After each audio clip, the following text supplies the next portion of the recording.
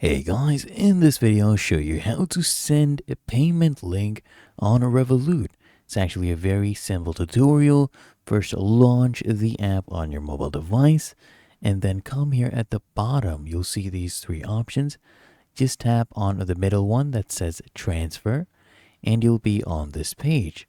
Come here at the top right and just tap on new. And you get all of these options. Just come all the way down here and tap on create a payment link. Okay, tap on this and they give you two options. One is to send money and the other one is to receive money. So I will go ahead and choose for this example, request money, and then we will basically get this link. All you need to do is tap on this to copy the link. Okay, you can tap here on share link as well. And it's really that easy and simple. So if you found this video helpful, make sure you smash that like button and subscribe to the channel.